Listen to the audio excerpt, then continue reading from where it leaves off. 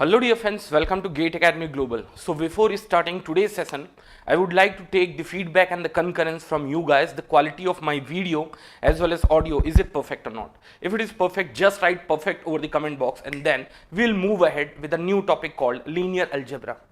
Linear algebra. So I want the feedback from each one of you, the quality of video as well as audio, is it perfect or not?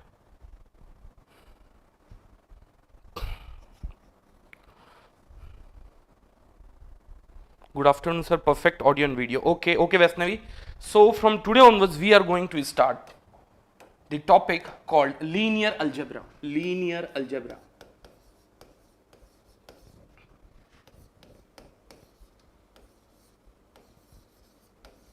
Linear algebra. And as far as the engineering mathematics GATE 2021 is concerned, in all of the branches, either you're from electrical, electronics, instrumentation, mechanical, civil, chemical, computer science, minimum 2 marks are going to come from linear algebra. Not only that, the concept of linear algebra is important for the engineering mathematics as well as your core subjects. Like in case of electrical, electronics and instrumentation, you would be seeing the usage of linear algebra in case of control system once you talk about the state space analysis. And similarly, in case of chemical and mechanical, you also find the usage of the linear algebra where we used to deal with the determinant as well as matrix in case of heat transfer as well as mass transfer. So this topic is very important in terms of marks as well as in terms of the concept which would be used in your core subjects. Is the part clear? Okay. So within the linear algebra, the first thing which I would be starting with, and that's nothing but the comparison between the matrix and determinant. I have seen most of the time the student used to be confused over the matrix as well as determinant. Why so? Because as far as the linear algebra is concerned, most of the time you are going to deal with certain matrix and sometime you are also going to deal with the determinant of that matrix. Is the part clear? So may I know the matrix and determinant, whether they are the same concept or whether they are the different concept? They are the different concept. See, if we talk about the determinant, let me take few number of examples. The things would be even clear. If we take few number of examples, in case of determinant, we used to write two parallel lines, and within that you will have a square structure. Let's take it's a 2, maybe 1, and let's take here it's a 1 and maybe 3 over here. So it's nothing but the determinant of 2, 1, 1 and 3. May I know what would be the result of this? The result simply gonna be 2, 3 is 6, minus of 1, that's a 5. Moreover, if you are just shifting or just you are swapping the rows, what will be the structure? It would become 1, 3, it would become 2, 1, and the result became minus 5. Similarly, once you will swap their columns, what will happen? Again the result would become minus 5. But anyways, this part you have already talked about in great detail in class 11th and 12th. But as far as the determinant is concerned, determinant possesses only one information. I repeat, determinant only possesses one information, and that is nothing but the value of the determinant is 5. Here, if you have swapped their rows, you can just adjust their value by just multiplying minus sign over here, and again the result would become plus 5. So it could be a determinant of a huge matrix, maybe 10, 10, maybe 20, 20, but the number of information which is contained by that determinant is only one. Is that part clear? So as far as the determinant is concerned, the number of information carried by the determinant is simply equals to 1. Like here, the value of the determinant worth is simply 5, and even the minus got multiplied and again it became 5.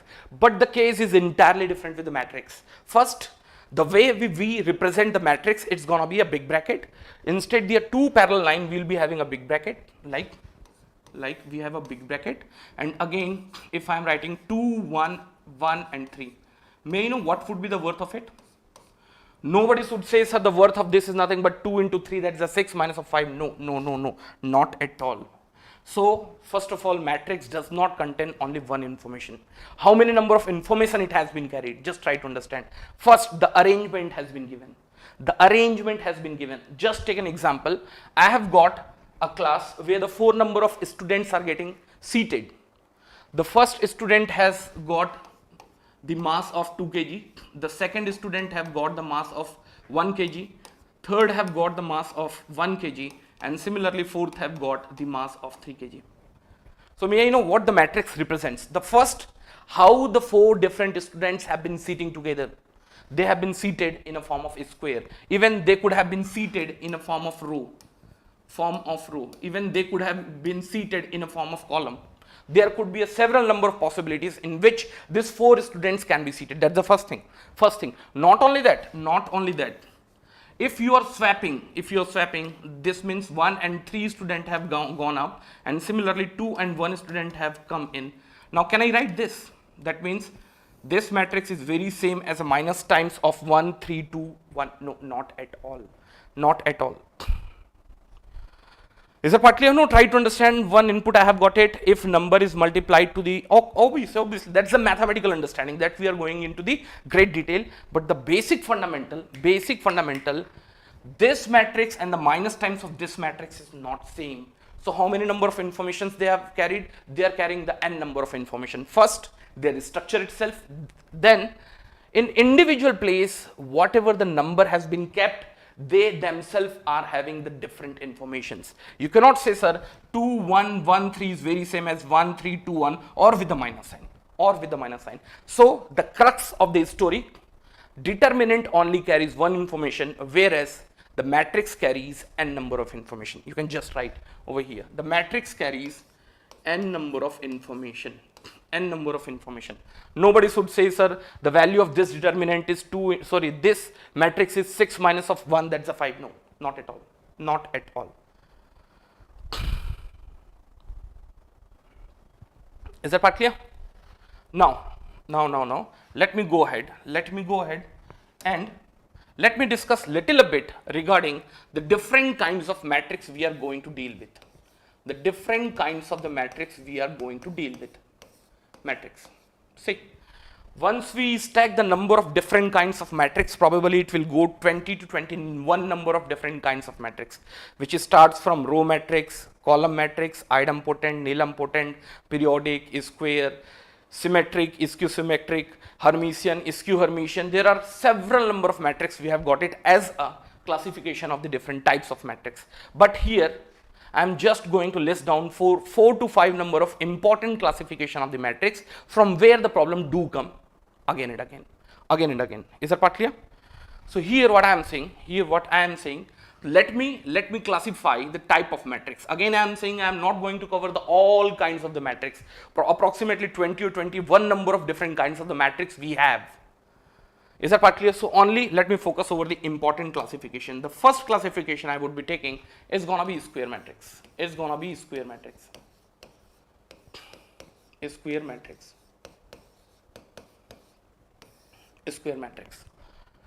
that part clear? So may I know what does it mean by the square matrix? See, the name itself is self-explanatory. It's a matrix which will have a square structure in nature. That means if you have a matrix, let's call it matrix A, which has m number of rows, the first number would always be number of rows, and similarly n number of columns. So you should have the clear-cut idea about it. The first number is always number of rows, and the second number is always the number of columns.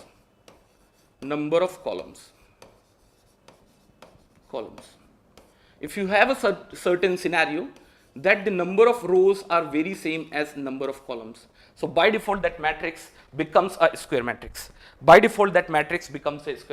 See, the square matrix is a very important matrix because in future few of the important subtopic or topic you can say within the concept of linear algebra, the square matrix would be repeatedly used. See, what are those topics? Once we talk about the determinant, of any sort of matrix for time being A, it's possible only and only if A has to be a square matrix. If you want, you can write somewhere. The determinant of a matrix is possible only if the matrix is a square matrix. I repeat, the determinant of any matrix is possible only and only if the matrix is a square matrix. Is that part clear? So wherever the concept of determinant is going to be used, those all matrix has to be a square matrix. I repeat, wherever the concept of the determinant is going to be used, those all concept would be dealing with a type of square matrix. Is that part clear? May I know what are the different subtopic where we would be dealing with the determinant of a certain matrix, which is very important obviously in engineering mathematics. See, first is the inverse of a matrix. May I know what used to be the formula of the inverse of a matrix? That used to be the adjoint of A. Till then it's fine, but at denominator you get mod of A. That means if you wanted to get the inverse of a matrix A, you had to go through the adjoint of A as well as mod of A, and mod of A is possible only and only if matrix A is a square matrix. That means in future whenever we talk about the inverse of any sort of matrix, that matrix has to be a square matrix. If you want, I can write it out over here. If you talk about the A inverse, the inverse of a matrix, then the formula used to be the adjoint of that matrix divided by a mod of that matrix. That we call it determinant of that matrix. Obviously, denominator should not be 0, otherwise it would become indeterminate case. But anyways, we have been taken the determinant of a matrix A, and the determinant of a matrix A is possible only and only when the A is a square matrix. So in future, keep in mind the next point you can write, inverse is possible for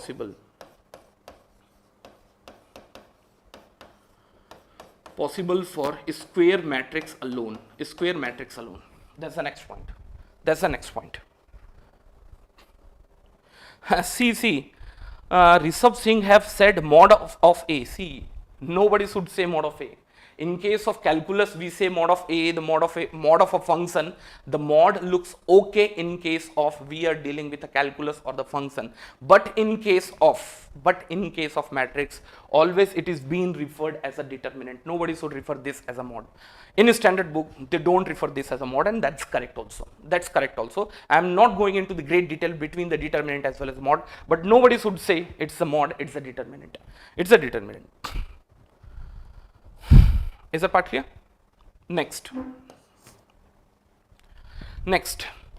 the one of the most important topic, and from there the problems are repeatedly coming, and that's nothing but the concept of eigenvalues and eigenvectors.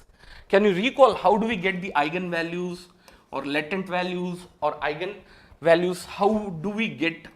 We get by keeping A lambda minus of identity matrix, determinant of that is equals to 0.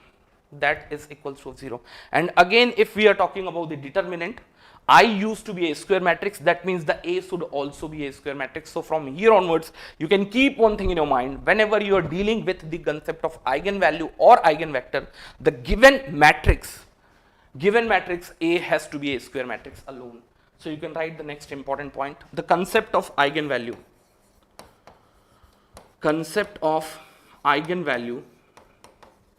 and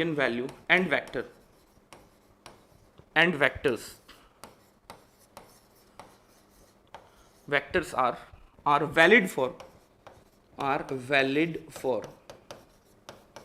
square matrix alone.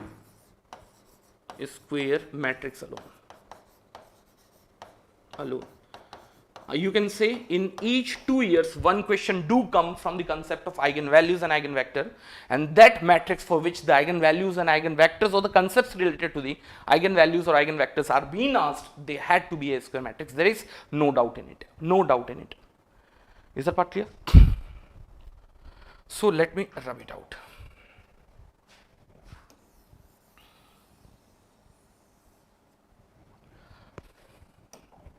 Is that part clear? So now let me discuss about the next category within the square matrix itself. We are going to talk about the singular matrix. singular matrix. So I need not to write a big words. Straight away we can jump into the basic structure of the singular matrix. First, matrix A has to be a square matrix. I have assumed A is a square matrix. A is a square matrix. A square matrix.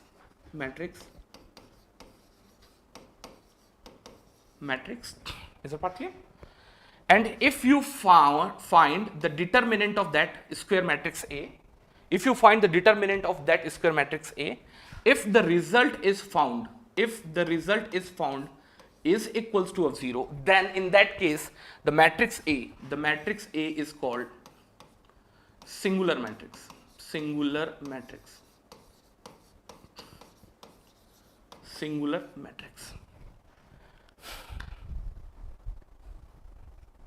Is that part clear? And similarly, if it is not equals to 0, keep in mind it's called matrix A is called non-singular matrix.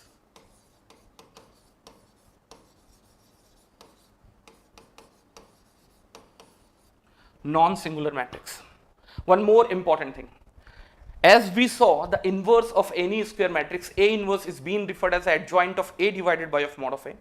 If the denominator becomes 0, what happens? The inverse of that square matrix is not at all possible. That means if you have a singular matrix, it won't be a invertible. That means its inverse is not possible, and hence the singular matrix is also called non-invertible matrix, whereas non-singular matrix is also called invertible matrix. Is that partly what I am saying?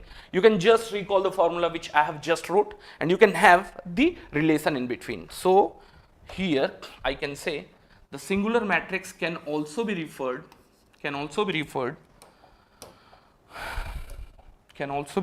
as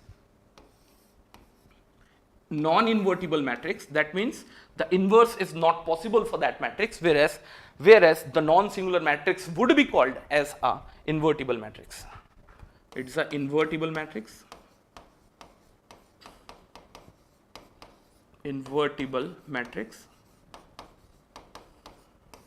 And it's a non-invertible matrix.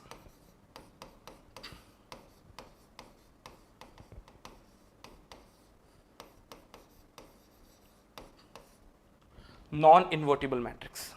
That's the first story you will be seeing as a part of the invertible as well as non-invertible matrix. One more thing. If we again talk about A minus of lambda I is equals to of 0. A minus of lambda I is equals to of 0. For the time being, what you do? Just make a matrix A minus of lambda I. For all possible eigenvalues, maybe lambda 1, lambda 2 till lambda n. See. If you are keeping a genuine eigenvalues along with its square matrix, what will happen? End of the day, once you take a determinant of it, it becomes 0. What does that mean of it? That means for a genuine eigenvalues, a square matrix A minus of lambda I is always a singular matrix. Agreed what I am saying?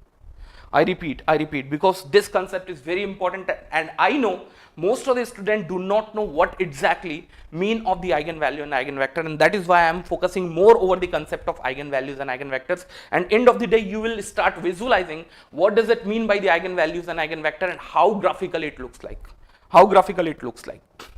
Is that partly what I am saying? So even you can say A minus of lambda I would be a singular matrix with its appropriate eigenvalues. You can write over there. You can write on your copy. A minus of lambda I is a singular matrix. With its appropriate eigenvalues. Is that part clear? So let me go ahead with the next slide. And here we are going to discuss about the symmetric and skew symmetric matrix. So write down, the heading is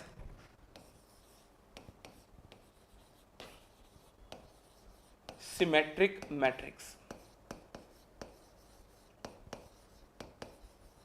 symmetric matrix. So at very starting, let me write the basic behind a matrix is said to be a symmetric matrix.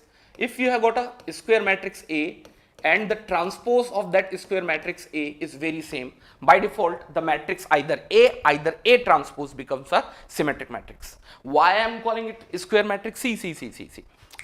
Once we talk about the transpose, once we take a transpose of a certain matrix, the number of rows becomes the number of column and number of column becomes the number of rows. But still I want to have this relationship true, that is possible only and only the number of rows and number of columns should be same. Why? Because the number of rows and number of columns are different. What will happen? End of the day, they cannot be equated as A is equals to of A transpose. So by default, whenever we talk about the symmetric matrix, and here I have clearly written A is equals to of A transpose, we'll talk about the entries inside the A afterwards, but at least if we talk about the dimensions of A and A transpose should match, then only we can at least say, yes sir, the matrix A and as well as A transpose seems to be same. So one thing is sure, again,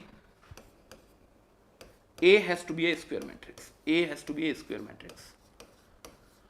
That means the minimum requirement for a matrix is said to be a symmetric matrix. The matrix has to be a square matrix.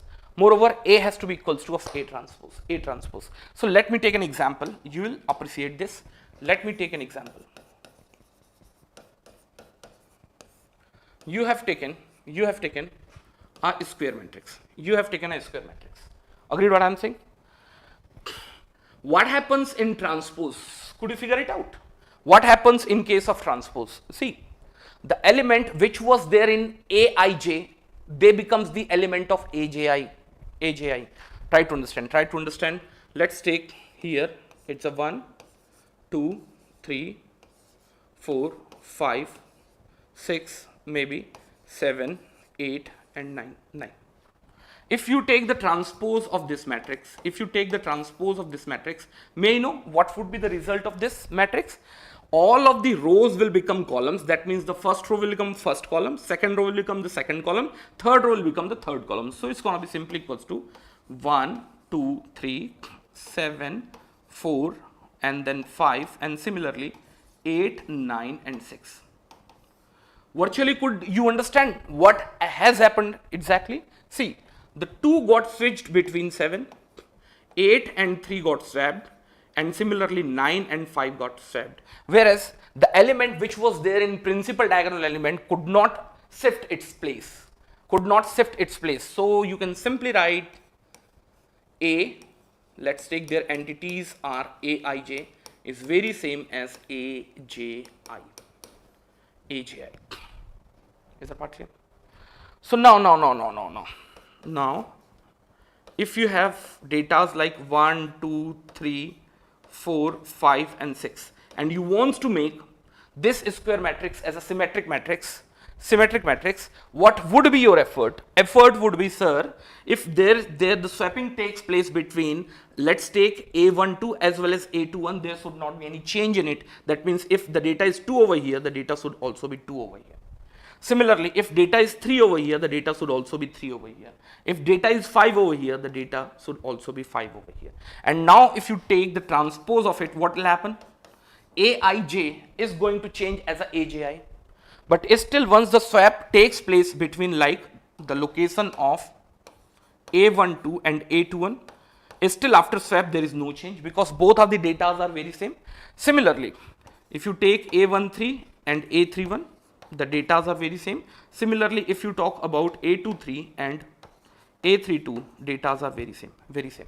And one of the best part regarding the principal diagonal elements, in principal diagonal element, the location of row as well as column is very same. Here it's a 1, 1, here it's a 2, 2, here it's a 3, 3. And even if you swap them, the 1, 1 comes to the same place 1, 1, 2, 2 comes to the same place 2, 2, and similarly 3, 3 comes to the same place 3, 3, 3, 3. Is that partly what I am trying to say? So now if you take even the transpose, the result used to be very same. 1, 2, 3, 3, 2, 4, 5 and similarly 3, 5 and 6. 3, 5 and 6. Is that part clear? Now let me give you a problem. Let me give you a problem. Let's take here it's a 1, 2, 3, x, y, 9, maybe 0, 3, y. I need to get the value of x and y. I need to get the value of x and y. I need to get the value of x and y. You can write z over here. Just a minute. You can write z over here. I want to get the value of x, y and z. X, y and z such that the given square matrix has to be a symmetric matrix. Tell me what would be the value of x, y and z. So this sort of problem is going to give you a better glimpse of a symmetric matrix. Tell me what would be the worth of x as well as y as well as z. The x has to be 2, the first answer. What about y as well as what about z? What about y as well as what about z? I need to get the answer for x, y as well as z. Vaishnavi have given answer x is equals to of 2, 3 and 9. Obviously. So this would match now. The 2 has to be matched here, the 3 has to be matched here, and the z has to be matched here. So obviously it is a type of symmetric matrix. Is that part clear? Now let me go ahead and let me discuss about the skew symmetric matrix.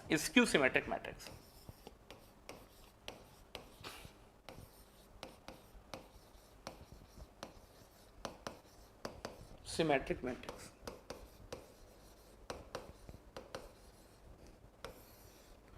Let me discuss about the skew symmetric matrix. Now, a little bit change as we have seen as a part of symmetric matrix. Instead, the A is equals to of A transpose or A transpose is equals to of A. Here it is going to be A transpose is equals to of minus times of A. And again, it has to be a square matrix. So write down a square matrix A,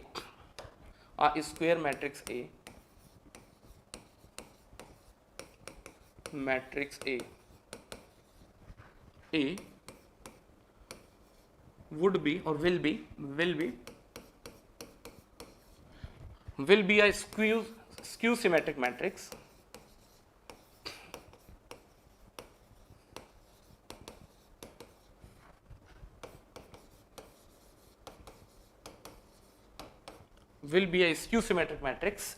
if A transpose is equals to of minus times of A. And one thing you should have the clear-cut idea about it, when the minus sign comes along with a matrix, this minus sign is going to be multiplied in each and individual terminologies. Either it's a 1, 1, 1, 2, 1, 3, 2, 1, 2, 2, 2, 3, everywhere. Is that part clear? Now, let me take A transpose have the 3 number of rows as well as 3 number of columns. Let me write it down. A11, A12, A13, the second row 21, 22, 23, third row 31, 32, 33, 33. Is that part clear? Now, once you take the transpose of it, what will happen? Basically, the Aij becomes the element of AJI. Yes or no? But here I don't only want the A transpose is equals to of A. Basically I want A transpose is equals to of minus of A. That means not only the swapping between the element is taking place, even the new worth must be the minus times of the old worth. So now what's the difference you are expecting? First they will get swapped and the minus sign has to get multiplied. A13, A31 will get swapped and again the minus sign has to be multiplied. A23 and A32 has to get swapped and even it has to be a minus sign. Now, let me take an example. And this square matrix has to be forced to be a skew symmetric matrix. Let me take few number of datas like 2, 3. Let's take here it's x. let's take here it's a x, let's take here it's a y, let's take here it's a z, let's take here it's a 5, let's take here it's a 5. So may I know what would be the value of x, y as well as z? What would be the value of x, y as well as z? I want the input from each one of you. What would be the value of x, y and z? I want the input in comment box. What would be the value of x, y and z?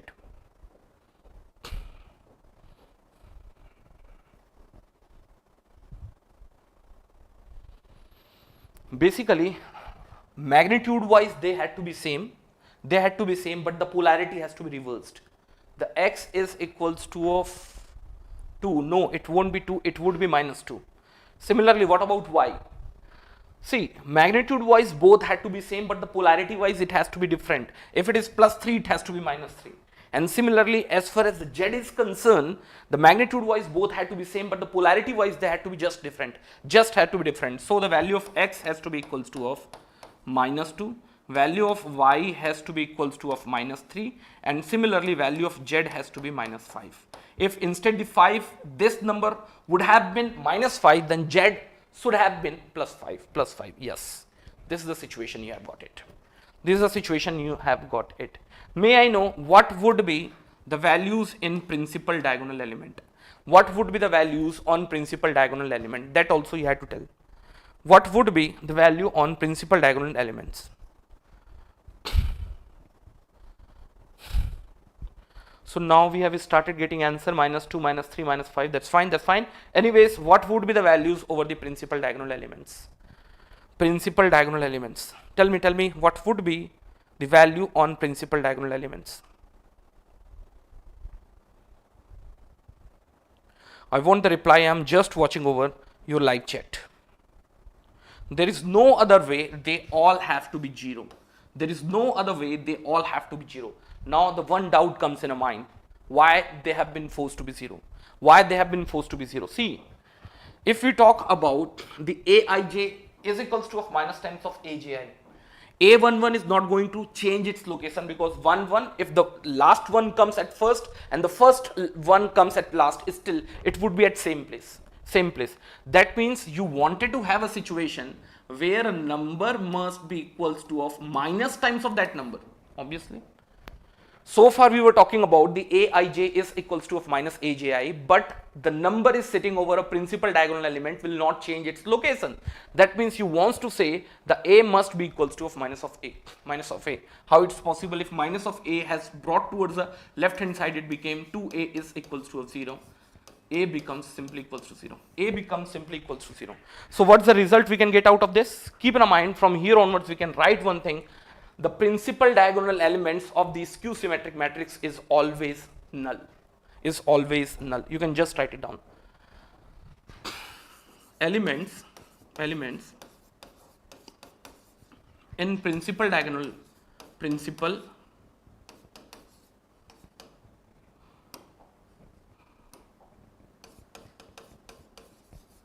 diagonals are always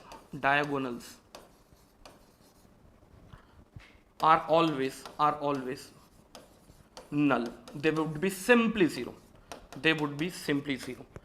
You cannot have any other opportunity rather 0.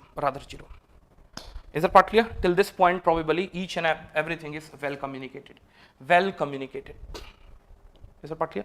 The last kind of the matrix, which is very important, going to be discussed now, it's gonna be orthogonal matrix. Write it down. Orthogonal matrix.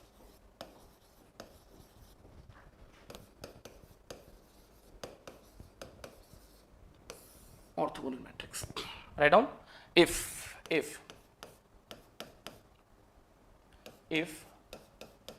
matrix A is a square matrix,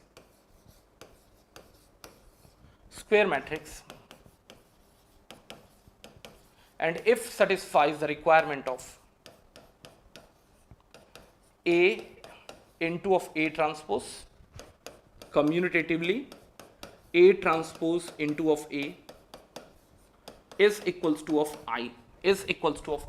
In that case, matrix A transpose matrix A inverse, they all sort of matrix are said to be orthogonal matrix. Orthogonal matrix. They all sort of the matrix are said to be orthogonal matrix. Orthogonal matrix. Is that part clear? Now, even the problem comes or the doubt comes into the mind.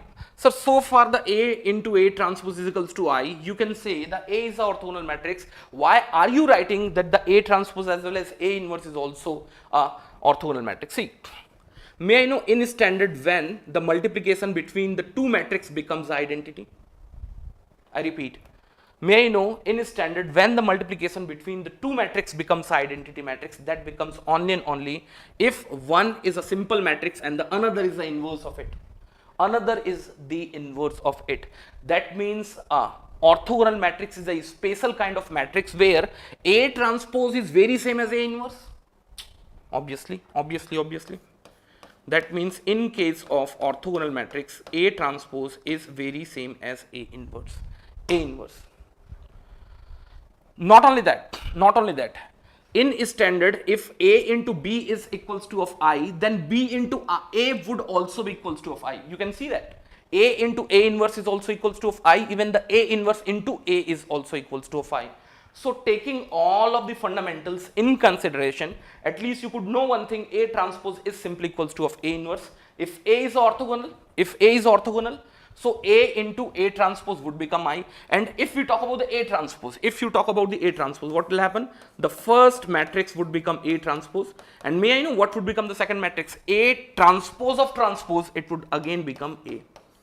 And that would also be I in standard. Is that part clear? So end of the day, you can just conclude one thing, either it's a A. If the A is found to be orthogonal, by default its transpose as well as inverse both would be a orthogonal matrix. An important property you can write, and thereafter we'll straight away jump into the concept of rank, and definitely we are going to do a good number of numericals over the rank, as well as we'll try to understand few of the important concepts. Is that part clear? Write down any square matrix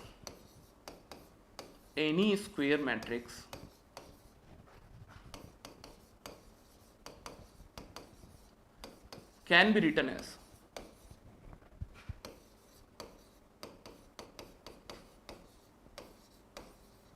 sum of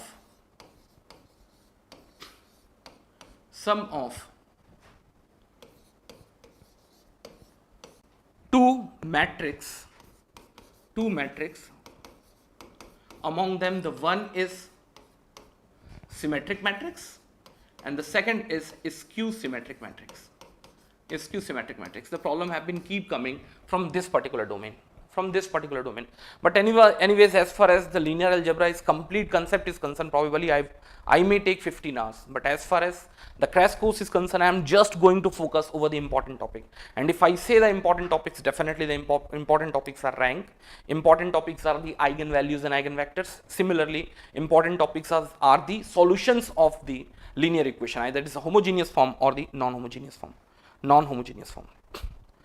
Aziz Kurane, that is what I am saying, dear. There are 20 to 21 number of different matrices we have got it, but we need not to worry much about it. And if you guys have already read those, you can just go through once. Is that part clear? So let's take, you have got a square matrix A. What you can write,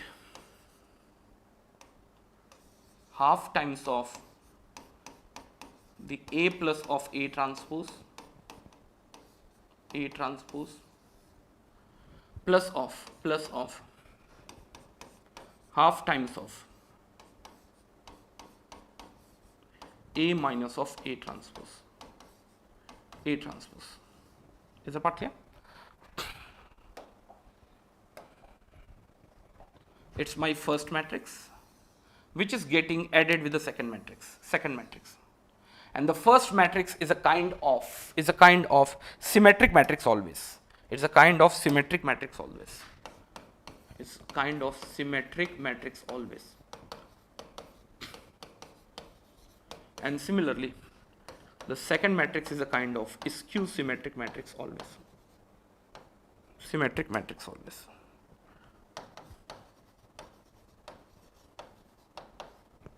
Skew symmetric matrix always. And this concept is true. And this concept is true. 15 hours. See, this concept is true for any sort of a square matrix. Even if you want, we can check it out. Even if you want, we can check it out. See, if we had a matrix A,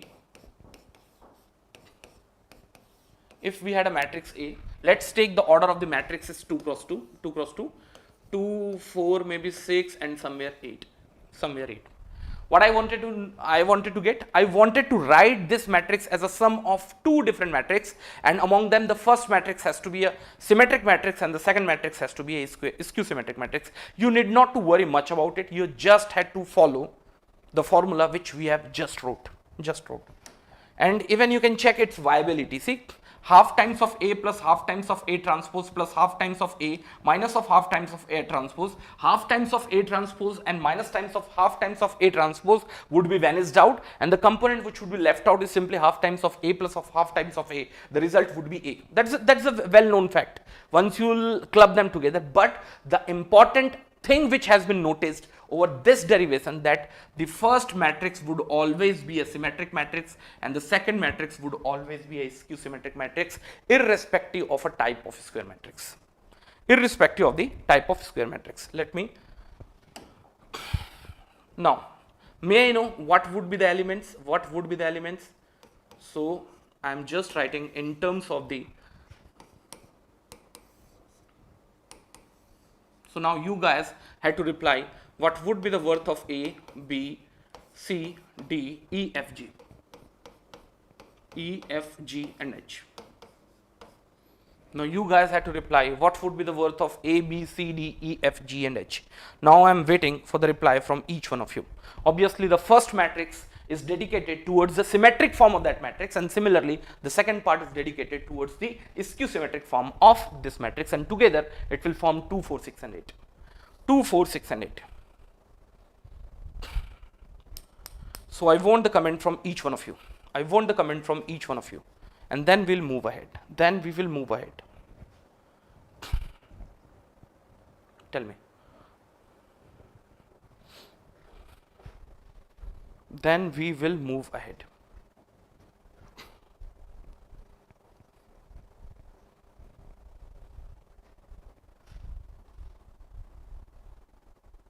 (45 and 98).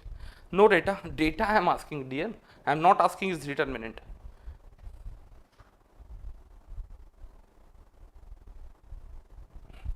Tell me what would be its answer. So first we have to focus over the A, and even you can write A transpose just near to this. A transpose just near to this. What will happen? The rows would become columns. The first row would be first column, second row would become second column. So the datas are going to be 2, 4, 6 and 8. 6 and 8. So in case of symmetric form, we had to add them together, and the 2 has to get divided outside of the matrix, and that factor would get multiplied with the each and individual term within the matrix. That's the difference between the matrix multiplication, and that used to be the difference between the determinant multiplication. In case of determinant multiplication, if you have got a determinant, if a constant is getting multiplied outside that determinant, that constant will get multiplied with either of the row or either of the column. But here it would happen with all of us. Is the part clear? So okay. So here it's gonna be 2 and 2, that becomes 4, has to get divided with 2, it becomes 2 now. 2 now. Then 4 plus 6, that's a 10 divided by of 2, that becomes 5 now. 6 plus 4, again it's a 5 now. 5 now. And similarly here 8 plus 8, that's a 16. 16 divided by of 2, that would become 8 now. 8 now. And you can see very well it's a type of symmetric matrix. How? The Aij is very same as AjI. I need not to worry about the elements which was there in the principal diagonal element. You just had to focus over the off principal diagonal elements, and yes, 5 is very same as 5. 5 is very same as 5. And similarly, if you talk about this, the 2 and 2 becomes 0. It has to be 0. There is no doubt in it. If this matrix contains any of the non-zero element in principal diagonal element, it can't be qualified as a skew symmetric matrix, and it won't happen. You need not to worry about it. And similarly, 8 and 8 also becomes 0. 8 and 8 also becomes 0. If you talk about f would become 4 minus of 6. No, keep in mind. That would become minus of 2. Minus of 2 divided by f2, that would become minus of 1. Minus of 1. Similarly, if you talk about the g, it becomes 6 minus of 4, that becomes 2. 2 divided by 2, that becomes plus 1. Plus 1. And if you add them together, you will get to know 2 plus 0, that's a 2. Similarly, 5 minus of 1, that's a 4. Similarly, 5 plus 1, that's a 6. Similarly, 8 plus 0 is equals to of 8. Arbitrarily, I have chosen any of these square matrix. If you want, you can choose a matrix with the order of 3 cross 3 as well as 4 cross 4. But always you will land up with the same matrix. So probably 4 to 5 times the question have come from this domain, that the matrix can be written in terms of the addition between the two matrices. Among them, the first is going to be a symmetric and the another is going to be a skew symmetric. And keep in mind, the skew and symmetric matrix have the fundamental in terms of A plus of A transpose, and here A transpose. Is the part clear? So let jump it to the straight of a very important subtopic within the linear algebra, and the topic which we are going to start now is going to be the concept of rank. Go to a very important topic. You can put it a star mark. The questions are keep coming from this topic, and even the concept of rank is very, very important. Once you will go into the concept of eigenvalues, eigenvectors, and the solutions of the linear, homogeneous and non-homogeneous equation, because there the basic or the application part of the rank is going to be used. So may I know what does it mean by the rank? Few of the important point also we can write. First important point, because I have seen many of the times the student get confused over this point, whether the rank is defined only for a square matrix or whether it's defined for the square as well as non-square matrix both. I want the reply. I repeat once again, the first important point is the point where most of the students used to be found themselves as a trap, because they do not know exactly. See what happens most of the time in engineering BTech time, you get a maybe 4 cross 4 or 5 cross 5 matrix which used to be a square matrix, and they used to ask what would be the rank of that given matrix. Then the student have a flavor of a square matrix alone. May I know the rank is defined only for a square matrix or whether it's defined for the square as well as non-square both? I want the comment on the comment box. Tell me the rank, whether it is defined only for a square matrix or whether it's defined for a non-square matrix also. See, the first answer itself is a wrong answer. Only for a square, non-zero row or in any matrix is called rank. We'll see. Augmented matrix, both for any matrix. Only for a square matrix. That is what I have said, no? See, the first point, mostly this point you will never get in any of the book, but still I have given this as a first point, I know, because probably maybe 15 to 20% students are getting stuck over this point itself. See. Write down the rank of any matrix first is being referred by a symbol row. So in future, if I would say row of A, that means I am focusing over the calculation of the rank of that matrix A. And keep in mind that matrix A could be in any order. It need not to be a square matrix. So one important fact, I have seen over the comment box 2 or 3 wrong input have already come. It could be square as well as non-square. That means the concept of rank is equally valid for a square matrix as well as non-square matrix. Anyways, in general language we call it rank of the matrix A. and mathematically it's just written as row of A. May I know what could be the possible values of row? Could it be half? Could it be 3 by 2? Could it be 0? Could it be 1? So just I wanted to know what are the possible values of rank you can have for the different varieties of matrix. That would be my second point. This is also the point where I have seen many of the students find themselves trapped.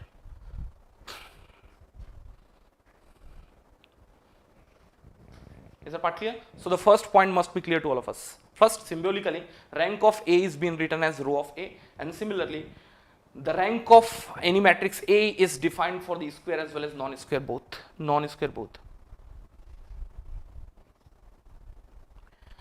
The first input have come from Moria. It could be integer. Integer could be -1, -2, -3, -4, as well as it could be 0, 1, 2, 3. No.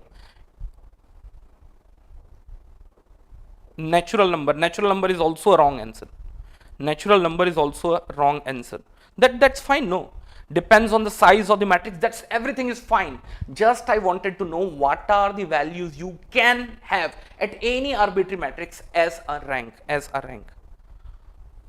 No, that's everything is fine. Keep in mind, the rank of any matrix A would always be a whole number. Do not say, sir, I have got a rank. The rank is equals to half, maybe 3 by 2, somebody is saying 5 by 2, somebody is saying -1. No, they could not be the rank of your given matrix. The rank of any kind of matrix would always be a whole number. Is the part clear? Would always be a whole number. That means either you can have a matrix whose rank is 0, maybe 1, 2, 3, so on and so forth. Keep in mind, it can't be in negative side, and it can't be in a form of a rational or fractional part like 2 by 3 and 3 by 2, 5 by 2, so on and so forth. That's the next point. Is the part clear? Now the third and very important fact. Rank of any matrix A is equals to of number of linearly independent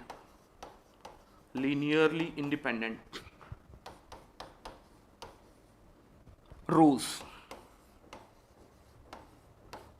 Now, if you'll go into the history of the calculation of rank, at very initial days, we used to have the two ranks, the rank of row as well as rank of column, where the rank of row indicates the number of linearly independent rows, whereas rank of column indicates the number of linearly independent columns. But after some time, it was noticed that the number of linearly independent rows and number of linearly independent columns are very same in that given matrix. So rather calling it rank of column, rather calling it rank of rows, straight away I call it rank. I repeat, in initial days we used to call rank of row and rank of column. May I know what's the rank of row? The rank of row is nothing but the number of linearly independent rows which are present into your matrix. And similarly, may I know what about the rank of column? The number of linearly column present into your matrix. But end of the day, I conclude, even I would so, if the time permits, the number of linearly independent rows which are there in your matrix would always be same, is equals to of number of independent columns which are present into your matrix. So rather calling it row rank or what column rank, straight away I would be calling it row rank of the matrix, which would be equals to of number of linearly independent rows, which is equals to of number of linearly independent column. And I would be using this concept again and again for the numerical approach. Some heavy questions can be straight away approached or can be straight away smashed using this concept alone. Is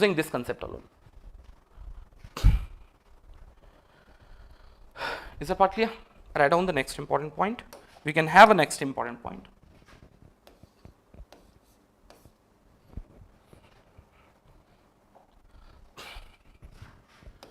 Rank of a matrix,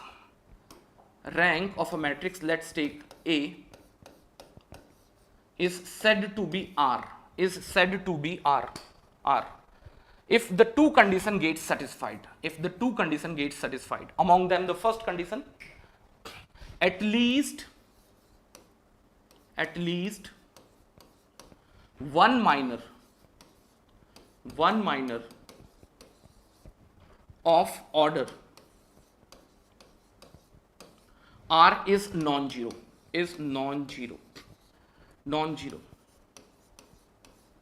Second, all minors with order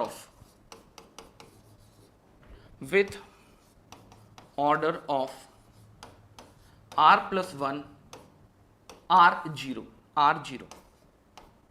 We'll see how we'll exploit this sentence in my numerical approach, because these two sentences are very important once we are going to deal with a certain matrix and we are willing to get the rank of that matrix.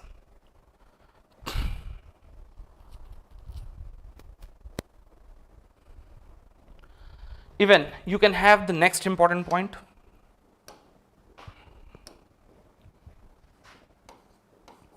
The rank of a certain matrix A is equals to of R, or the rank of a certain matrix A is equals to of number of non-zero rows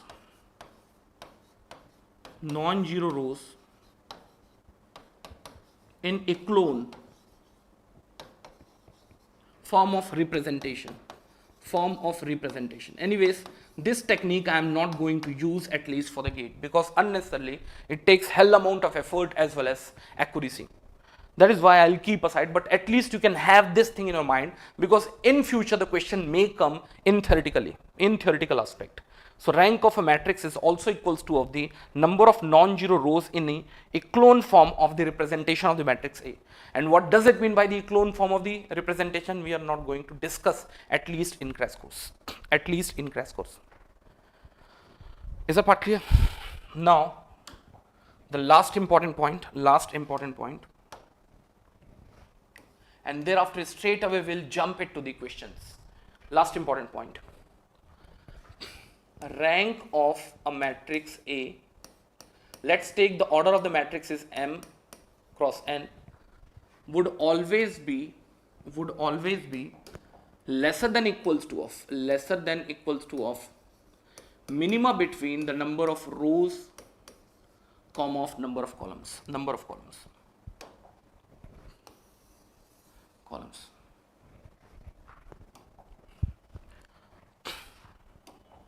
See, these are very important, no? These are very important. And we'll try to figure it out how these sentences would be used to solve any sort of problem.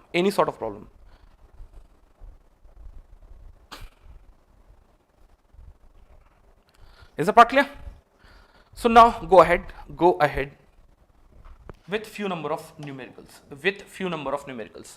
So what I am going to do, at very starting, let me take a little bit of small problems, chinna problem, kunja problem, and then we'll move it further with a smashing problem, and end of the day you will be happy that yes, you could be able to manage any problem which have come from the rank.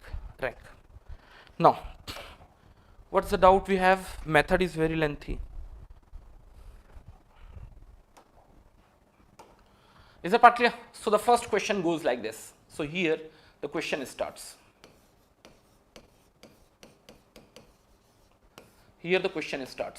And in each of the question, my intention is to get the rank. Rank. So let me take the first question. And let's take the question is somewhere 1, 2, 3, 6. May I know what would be the rank of this particular square matrix? As I have said at earlier cases, it could be a square as well as non-square matrix, but for the time being I have taken a first matrix which is a square matrix. I want the input from you guys. What would be the rank of this matrix?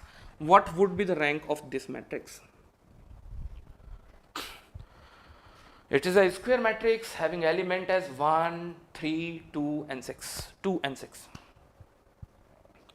2 and 6. The two different methods I am going to use.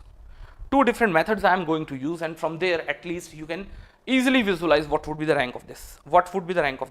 Already I have started getting the answers. The answers are being 1, 1 and 1. See, try to understand. If we talk about the rank 1, row 1 and row 2. May I know how the rank was being defined? The rank was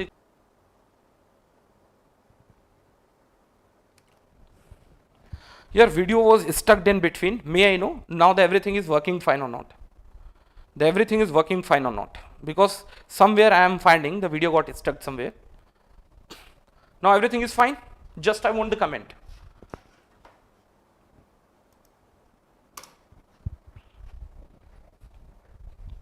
Is it part clear? But one of the most interesting thing, so far what I did, just try to understand how I fabricated this problem.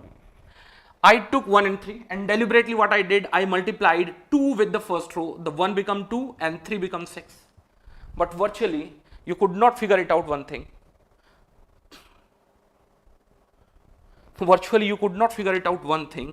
You just made the linear dependency between the rows, but the column also got dependent. Let's take this is C1 and that's as C2. May I know the C1 and C2 whether they are linearly independent or whether they are linearly dependent? Now they are also linearly dependent. C2 is equals to of 3 times of C1. Obviously yes or no, my dear friend? Obviously yes. And that is what I am saying. If you talk about the number of linearly independent row, that is also 1. Number of linearly independent column, that is also 1, and hence the rank is simply gonna be 1. No, I have got the answer. Both rows and columns are linearly dependent. Yes, they will be. That is what the beauty behind the rank. If you are making the dependency between the column, by default the ranks also or the rows also started getting dependent. So if we talk about the number of linearly independent rows, that is also 1. Number of linearly independent number of columns, that is also 1, and hence simply you can say the rank of the matrix 1, 3, 2 and 6 is simply equals to 1. Is that part clear? Now let me talk about the second method. So far I was discussing about the method number 1.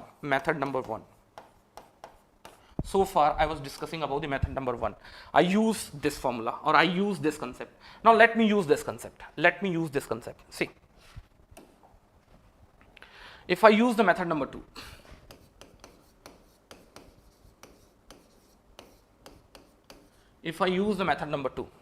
so always in method number 2 you start with the first step and try to figure it out, the approximated value of rank, and that can be easily predicted using the property, and where the property was rank of a matrix A which has order of m cross n would always be less than equals to of minima between m comma n. Yes, the same formula I am using over here. So may I know what about the order of your matrix? It's a 2 cross 2 in nature. So what I will do, I will take the minima between 2 comma 2, which would be 2 only. So the possible rank of the given matrix would always be A, which is 2 cross 2, would always be less than equals to of 2. So the possible values could be 2, 1 as well as 0. I have already said one thing very clearly, the rank cannot be negative as well as parselesses. Is that part clear? So the possible value would be 2, 1 and 0. So what you will do, you will start from the higher side and you will keep going towards the lower side, and end of the day you may reach to 2, you may get stuck at 1, you may get stuck at 0. Again come back to that definition. See, a rank of a matrix is said to be R if at least one minor of the order R is non-zero, and beyond or above R all of the minors are 0. Is that part clear? So what I will do over here, see what I will do. First I will take the minor means CR, like if your age is beyond 18, you used to be called yourself as a minor. Minors means chinna. That is what it is. What I am going to do, I am just going to extract the minors of this father matrix or this family matrix. The first minor has to be chosen 2. The first minor has to be chosen 2. Anyways, 2, that means the order would be 2 cross 2. Order would be 2 cross 2. See, that means the complete matrix has to be selected. The matrix itself is in order of 2 cross 2. If you talk about the minor of that matrix which has the order of 2, which is 2 cross 2, by default the complete matrix has to be chosen. So the complete matrix has got chosen 1, 3, 2 and 6. Whether it's a 0 or non-zero, you had to take a determinant of it, and once you take a determinant of it, the value got 0. What does that mean of it? If the value became 0, that means the rank cannot be 2. Why? Because it could not satisfy its basic requirement, at least one minor. We have got only one minor, boss. If you itself have got a 2 cross 2 matrix, and if you talk about a matrix whose minor is again 2 cross 2, that means the complete matrix has to be taken in for the accountability. And once you took its determinant, the value became 0. That means the rank is not 2. Then what you will do? You will go ahead with a minor with order of 1. What does that mean of it? If you are interested in getting its determinant, you have to choose 1 cross 1 of its minor. May I know what are those? You can write even matrix 1, matrix 3, matrix 2, matrix 6. Matrix 1,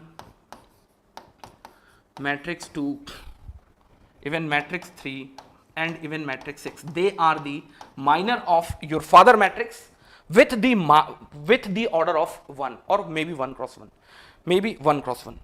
If either of the value is non-zero, no. What does it mean of it? If you take the determinant, if either of the value is non-zero, no. Even in this case, all of the values are non-zero. Either of the value is non-zero, by default, rank would become 1.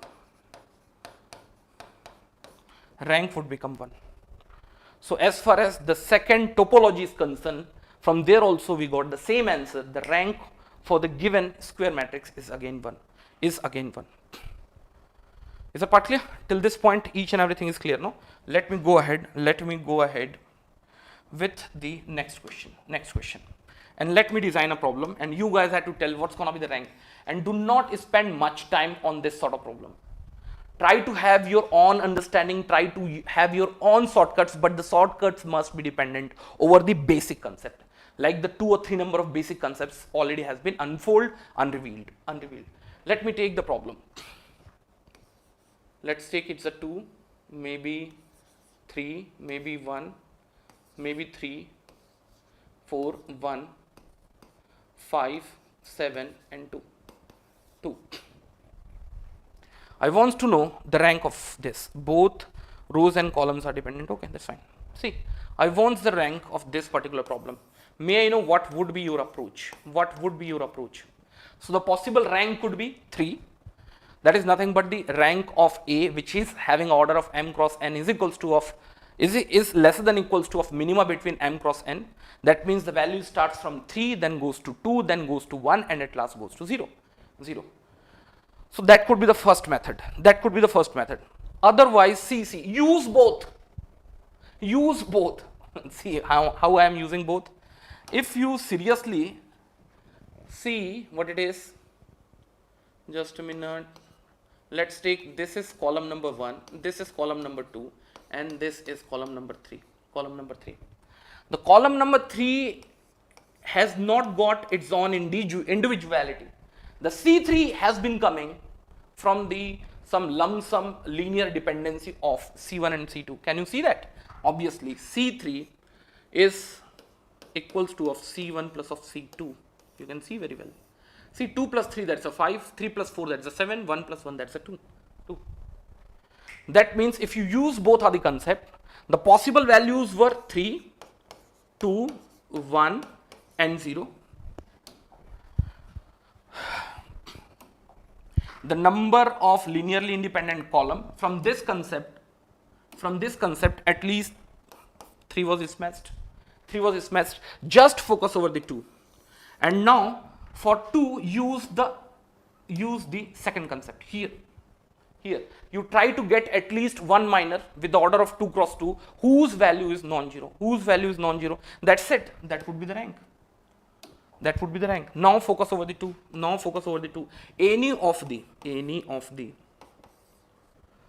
minor with the order of 2 cross 2 you can brought out from this 3 cross 3 whose determinant is non-zero. So you be selective. You need not to check everywhere.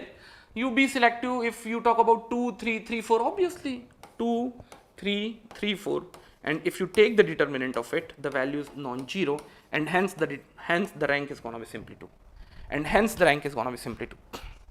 Is that partly what I am trying to say? And hence the rank is simply going to be 2. Is that part clear? Now let me take another problem. This problem have probably come in gate. Yes. This problem have come in gate mechanical.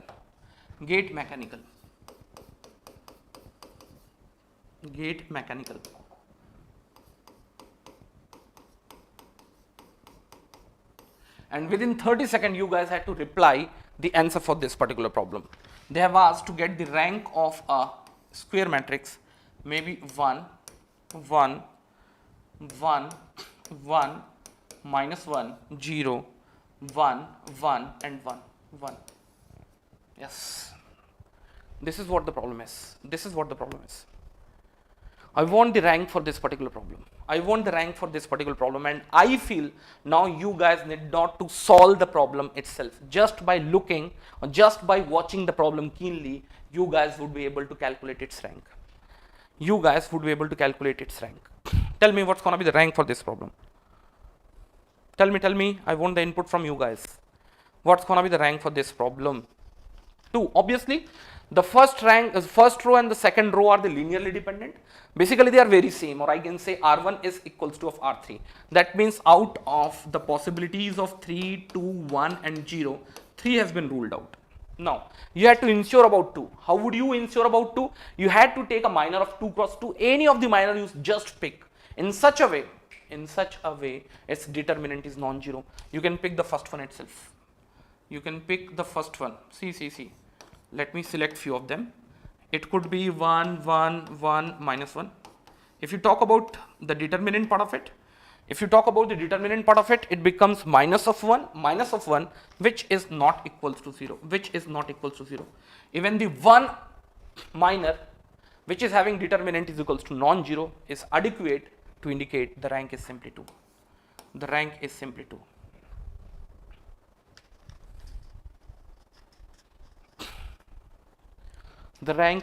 2. Is the part clear? Heather Ali, no, 1 is not the correct answer here. Just try to check it out. May I know one more interesting thing I just wanted to ask from each one of you. When the rank would become 0? I want the answer from each one of you. When the answer would become 0? The rank of any matrix would become 0. Tell me. So I want a matrix whose rank should be 0. What must be the structure of that matrix?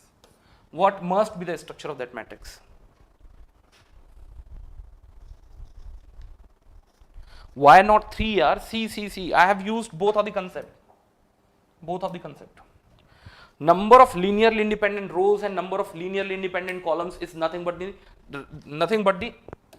value of rank. You can see very well. The first row as well as second row are the linearly dependent. Even they are very same. That means out of 3 number of rows, the number of linearly independent rows cannot be 3. That means row cannot be 3. You have to start with 2 only. And even once we took the minor of 2 cross 2, we got to know this is not 0. That means by default the rank is 2.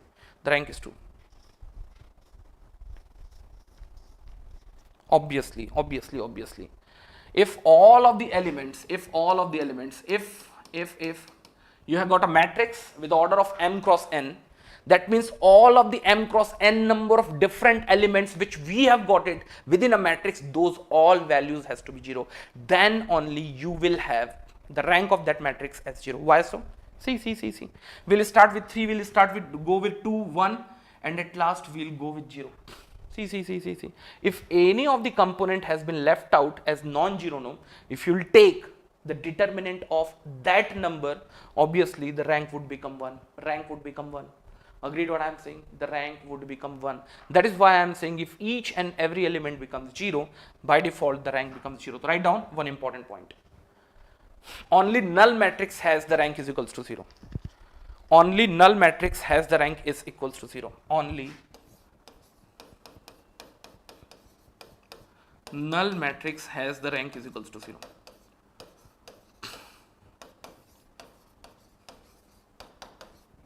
Rank is equals to 0. Only null matrix has the rank is equals to 0. Is that part clear? So now, if we were talking about the first question, we could see the column number 1, 2 together is making column number 3. So I ruled out 3. So even you can rule out 0 also. Why? Because it's not a null matrix. So the 3 cannot be the answer, 0 could not be the answer. Even if you will guess no, then also your guess should not go beyond 2 and 1. See, sometime you are guessing your problem. At least while guessing, you should have the clear-cut idea, or you should have at least some basic. No, the basic is, yes sir, C1 and C2 together is making C3. So the 3 can't be the answer, and even it's not a null matrix, so the 0 could not be the answer. So the possible answer could be 1 or 2. 1 or 2. Is that part clear? Is that part clear? Similarly, this concept goes over here. Here also the 0 should be ruled out. 0 should be ruled out. Now let me take few number of brisk problems. Let me tell you, or let you guys have to tell what would be the answer for this particular problem.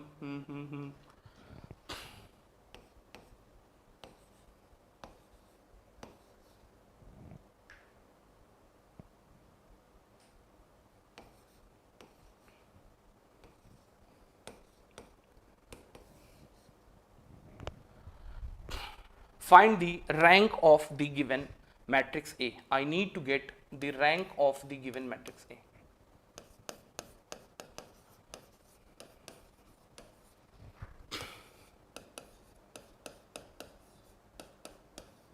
Find the rank of the given matrix A. Tell me what would be the rank of this given matrix A.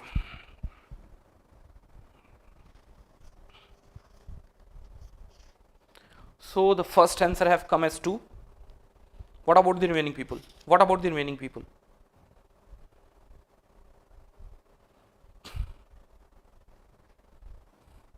2. See. What should be my approach? The rank of any matrix is equals to of number of linearly independent rows as well as number of linearly independent columns, and logically it has been clearly found the number of linearly independent rows is always same as number of linearly independent number of columns. So if you talk about this matrix, first of all, it's a non-square matrix. So the student who are having ambiguity that the rank cannot be calculated for a non-square matrix, they should keep that ambiguity outside, because now we are calculating its rank also. That's the first thing. Now, whether you must be interested to checking the dependency in terms of column, or whether you must be interested for calculating the dependency in terms of rows. Obviously, I would be interested to getting the dependency over the rows. Why? Because the number of columns are already very large. The 4 number of columns we have got it, and if we start talking about their dependency, hell amount of problem we are introducing to ourselves. And as we know, the rank of column and rank of rows are both are same. So why should I use the dependency in terms of column? Why should not I choose a shorter path? So always I'll see the dependencies between their rows. Agreed? Could you figure it out what I am trying to say? I know many of the times the student would start making a dependencies between them. No, need not to worry about it, because the rank of column and rank of rows are pretty same. Rank of rows and rank of columns are pretty same. So just focus where you had to put lesser effort. Obviously, we had to put lesser effort once we focus over the dependency over the rows. Now one thing, whether the R1 is dependent on R2, or R1 is linearly dependent on R2? See, almost I made this problem in such a way that 1 2 ja 2, 2 2 ja 4, 3 2 ja 6, but instead the 4 2 ja 8, deliberately I have kept the value as 7. That means R2 is not linearly dependent on R1. R2 is not linearly dependent on R1. In this problem, from the rank side or the row side, so rank would simply becomes 2. Rank would simply becomes 2.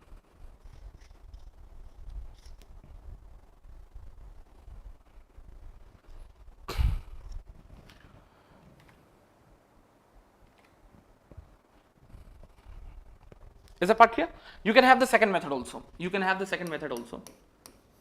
So rank of the matrix A is always less than equals to of minima between m comma n. So the rank of the matrix A would always be lesser than equals to of the minima between the number of rows. Number of rows, how many they?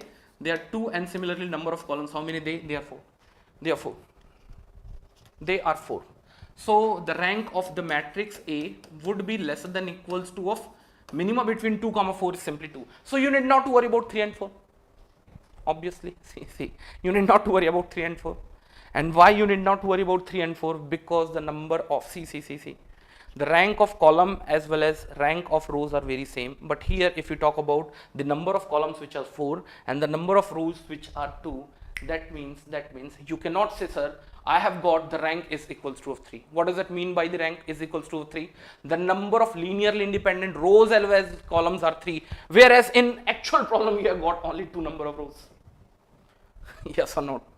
That is why from there only this formula have been calculated. Try to understand from where this formula has been derived. They are just telling the number of independent rows would always be equals to number of linearly independent column, and if the column and rows are mismatched, let's take the number of columns are more and number of rows are smaller, that means what? Whichever the value is smallest, no, the rank would be lesser than equals to of that value. Is that part clear? Could you understand what I am saying? See, each and everything have got its own basic understanding as well as the concept. But as far as this crash course is concerned, you need not to go into that detail. See, so you will start with 2. So we will try to select a minor of a 2 cross 2 where its determinant is non-zero. If any of such kind of minor has been found, by default, the rank would become 2. So how many number of minors you have? There are plenty number of minors you have. No, 1, 2, 2, 4. Even you can have 1, 2, 3, 6. 1, 2, 3, 6. So on and so forth. But you need not to spend this much time on this. Just focus over 1, 2, 4, 7, 2, 4, 4, 7, 3, 6, 4, 7. Any of the combination, if you're taking, end of the day, you're landing up with the result which is non-zero. So what is happening over here? If you talk about the determinant of 1, 2, 4 and 7, and hence the rank is simply going to be 2. The rank is simply going to be 2. From that method also we could know this concept. Let me go ahead. So just I wanted to know from each one of you who are there in my live session, till this point each and everything is clear or not. So rank is non-zero row. Okay, we'll see that.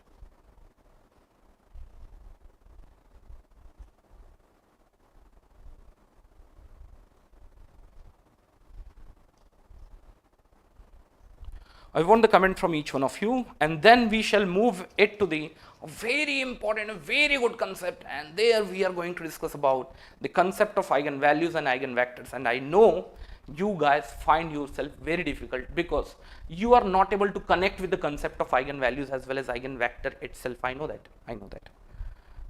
Yes sir, clear. Okay, dear friends, so let me move ahead with a very bold letter, the concept of eigenvalues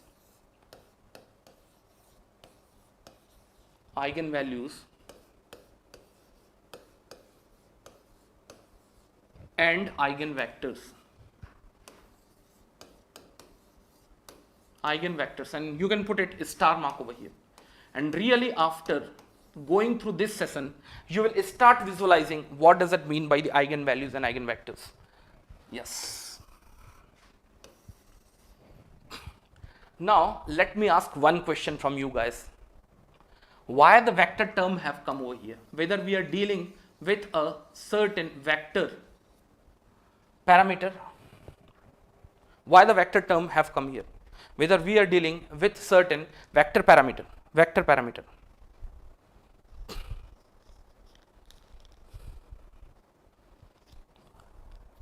Now tell me why the eigenvector have come in the picture. Let's see.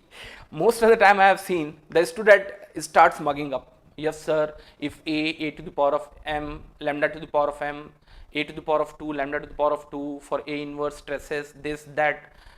Anyways, no idea sir. Anyways, why the vector have come over here? Why the vector have come over here? Just try to understand this. Just try to understand this. I want the input. If you guys do not know about it, just write it, because those part I am just going to discuss in the great detail. End of the day, you will just like this concept. Column matrix, I am talking about the vector, I am not talking about the matrix and all. See, the one doubt should come in your brain, the one doubt should come in your mind. We are dealing with the matrix and this and that. From where the vector have come? From where the vector have come? We can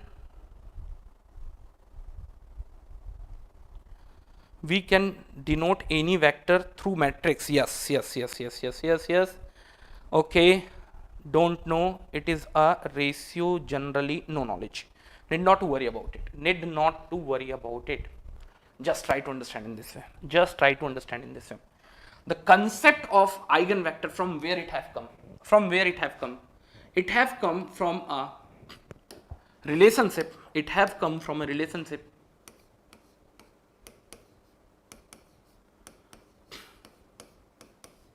Ax is equals to of lambda x. Ax is equals to of lambda x. Now you'll say, sir, yes sir, we also know what is the great over there, but there is a little bit very important fact which we are going to discuss now. May I know what is it?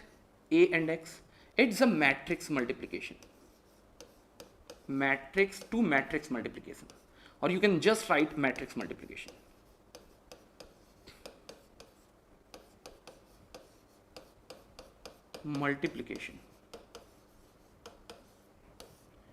And may I know what it is? The lambda is a constant. Once you'll calculate eigenvalue, you'll get to know the lambdas are found to be constant. According to eigenvalue, the matrix given, you know, everything we'll talk about. No issue, not at all, no need to worry about it. Just focus on me. And here, it's a constant to matrix multiplication.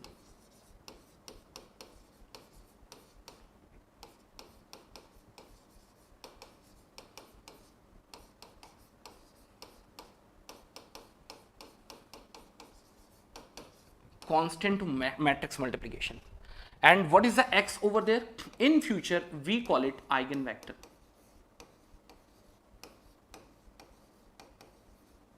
Which is a type of column matrix.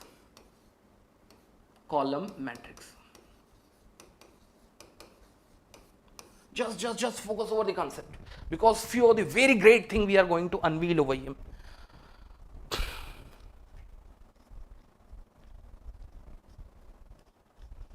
Narendra Agrawal, perfect. Just try to understand in this way. I have got a 2D plane.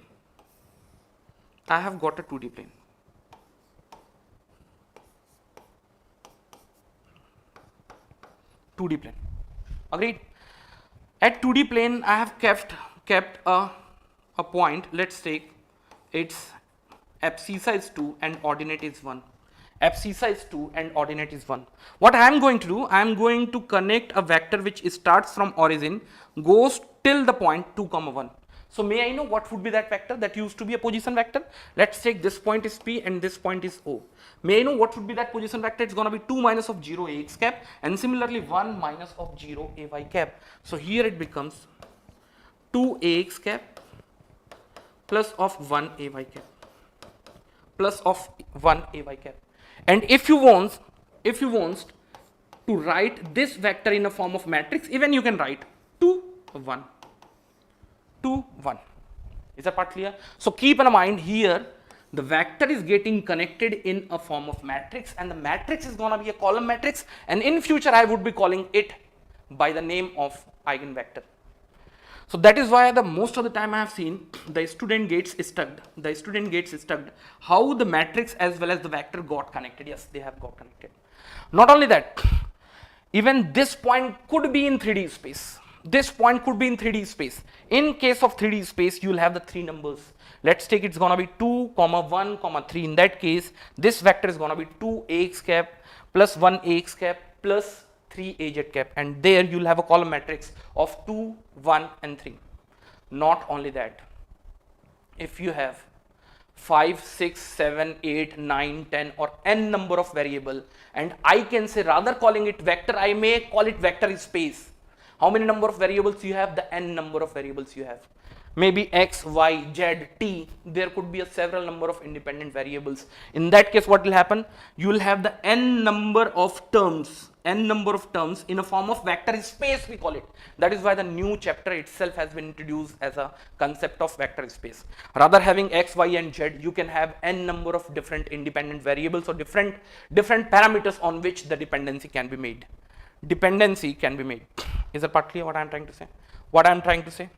So it could go to 2, 1, 3, maybe it could go to a column matrix having the number of rows as n and number of columns as 1.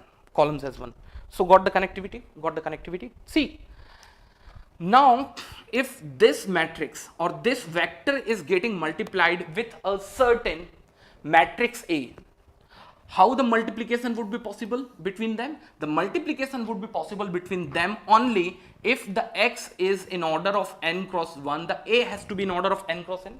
Like here, the x is in order of 2 cross 1, by default A has to be in order of 2 cross 2. So what I am going to do now, this 2, 1 has been arbitrarily multiplied with any square matrix having order of 2 cross 2, maybe 1, 2, 3, 4. You lead with another matrix. May I know what it is? It's a 2 cross 2. It's a 2 cross 1. The result would again be 2 cross 1. So let me multiply this. 1 into 2. 1 into 2, that's a 2. 2 into 1, that's a 2. It would become 4. And similarly, 3 2 ja, that's a 6 plus 4, that's a 10. So may I know where that number would be? Somewhere 4 here and somewhere 10 here.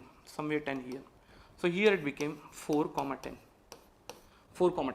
That means the matrix to matrix multiplication is leading another vector 4, 10. If you want, you can draw with another position vector. And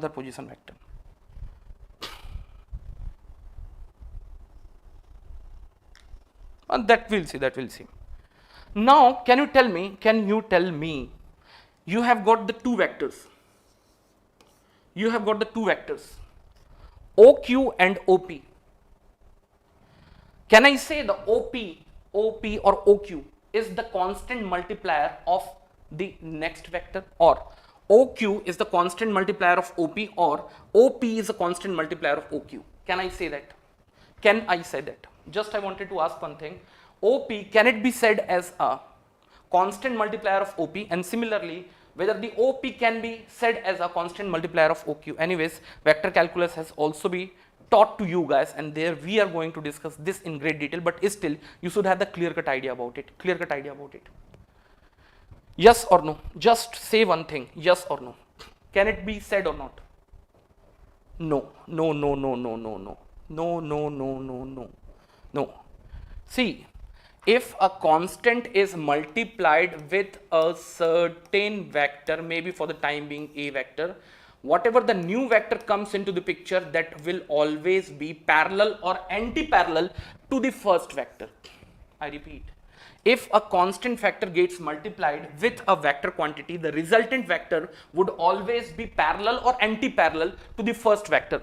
See here what is happening over here. They have been started from the same point, but here the inclination is somewhere theta, and here inclination is somewhere alpha. Inclination is somewhere alpha. Alpha. Inclination is somewhere alpha. But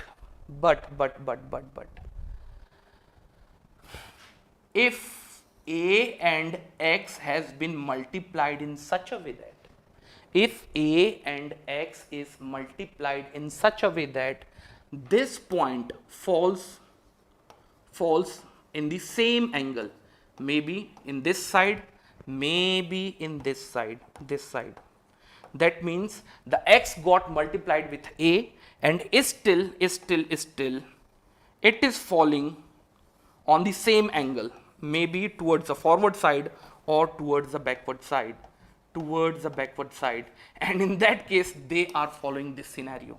What it is, the a is going to transform your vector x, but end of the day it could not transform anything, it's just a constant multiplier over a vector. That means either the vector got expanded, either the vector got squeezed, but kept over the same angle, either it can go in towards this side, either it can go towards this side.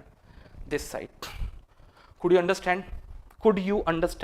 So in case of eigenvector, if eigenvector is multiplied with its partner square matrix, if eigenvector is multiplied with its partner square matrix, what will happen? Only squeezing, let's take here the vector was x vector, either the squeezing, maybe compression, or maybe just in the reverse direction, squeezing or the compression would take place. Here still I want the input from you guys. Could you figure it out what I'm trying to say? That means let's take, this is what my x vector, if it multiplied with its partner square matrix, it will just get increased, or it will go towards this side, maybe it can get decreased also. Why? Because this partner matrix has the impact as same as the matrix, vector is getting multiplied with a certain constant, and if the constant is getting multiplied with a certain vector, the new vector could be a larger vector, could be a smaller vector, but it would be parallel or anti-parallel to the earlier one.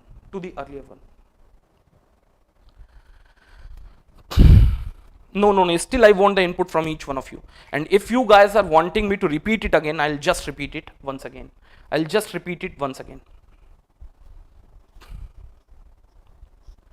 I know that this point nobody talks about, and even the students are not willing to understand this, and that is why they find the concept of eigenvalues and eigenvectors are so difficult.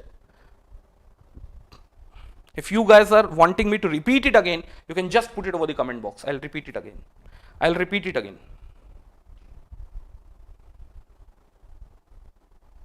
No. Try to understand, Animesh Jana. This lambda, could it be even minus sign? The lambda could be minus 2, no? That means if the minus 2 is getting multiplied with certain vector, what it is? 2ax cap plus of ay cap. Because of this minus sign, the sign would get reversed. And because of 2, the vector would get enlarged. Similarly, if the multiplier factor is minus half, what will happen? The vector would get squeezed. Just why? Because the factor is half, and it would get reversed because the factor is minus.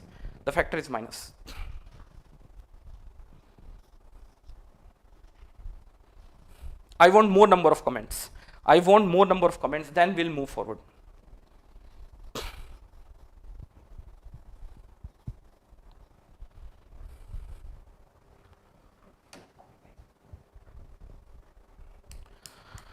Tell me any sort of doubt if you guys are having, just put it over there. I know that eigenvalues and eigenvectors used to be a brain scratching topic, and that is why I am going into the great detail.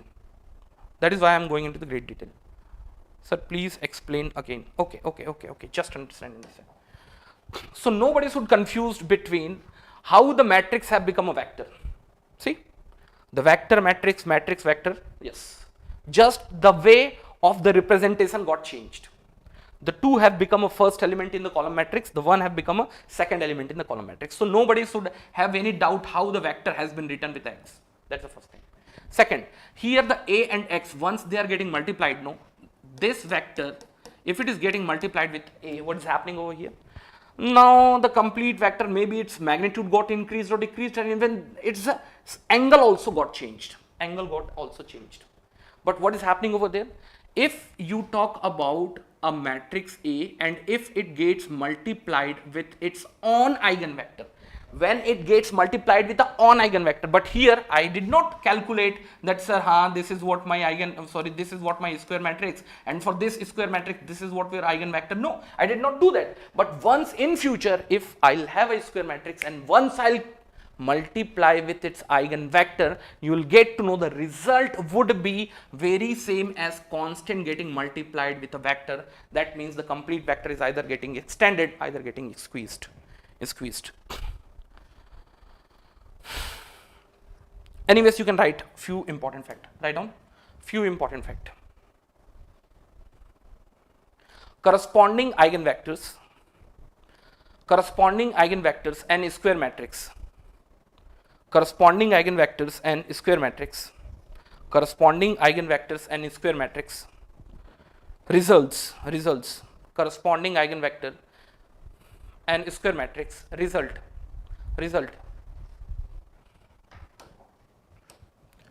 Matrix to matrix multiplication. Matrix to matrix multiplication.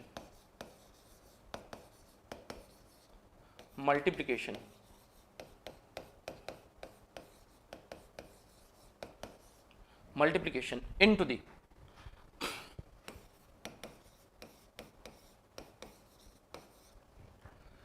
constant to matrix multiplication.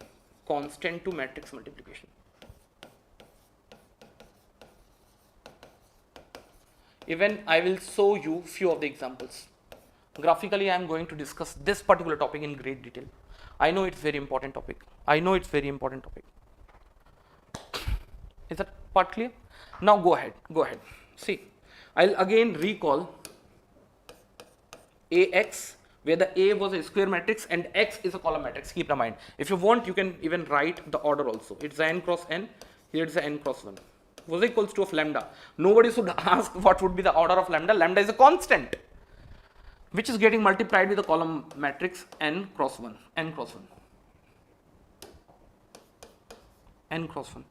So you can do one thing. You can bring the right handed component towards the left hand side. So the value would become Ax minus of lambda x is equals to 0. Keep in mind, it's a null matrix. No, it's a null matrix. May I know what would be the order of it? It's a n cross n, it's a n cross 1, it's a constant, it's a n cross 1. So it would be a null matrix having an order of n cross 1. Nobody should get confused in it. I have seen many of the times the students start treating this like a simple equation. No, yaar, it's a matrix. If you want, you can just write it's a n cross 1. But unnecessarily, I don't want to make this thing so complex. So let me do one thing. The x has been taken common towards the right hand side. So it will become A, and as it is lambda, so definitely identity matrix should also come along with this. Yes, it's gonna be a null matrix. One of the very important property. If you have a matrix A getting multiplied with the matrix B, and the result is a null matrix, I need not to worry about its order. If we have got a matrix and their multiplication is resulting a null matrix, that means either the determinant of A is 0, either the determinant of B is 0, and sometime both used to be 0. Yes. Is that part clear? The same concept goes over here. See,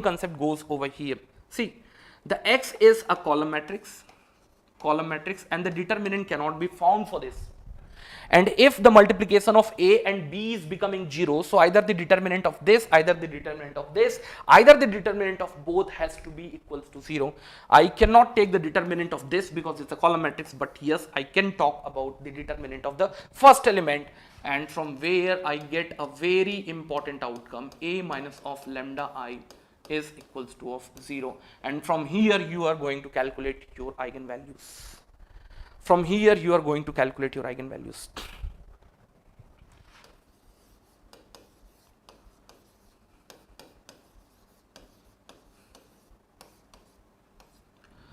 Here I just wanted to have the feedback from you guys. Each and everything is perfect, or you guys are finding this concept very difficult? I know, because you have gone through a just mug up process.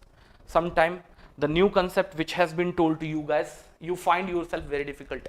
Just I wanted to know whether you are enjoying it or not. If you are enjoying, just give a thumbs up or the heart sign. So I'll at least get to know the new things should be pumped to you guys or not. Clear, sir? Perfect, perfect, perfect. I want more comments.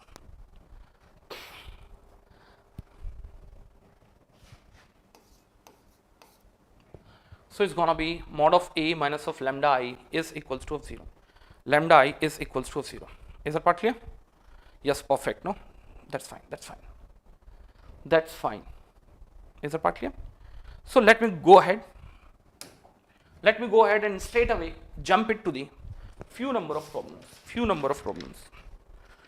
So where my paper have gone? Yeah, here it is. Here it is.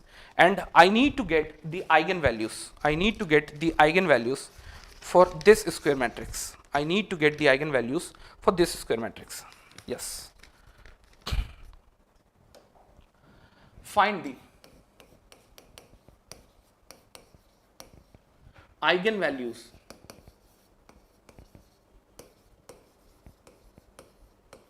and eigenvectors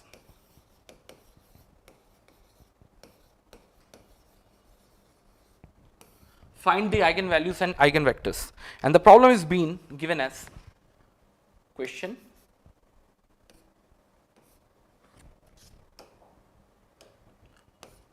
we have got a square matrix A which is equals to of 1, 2, 3 and minus 4.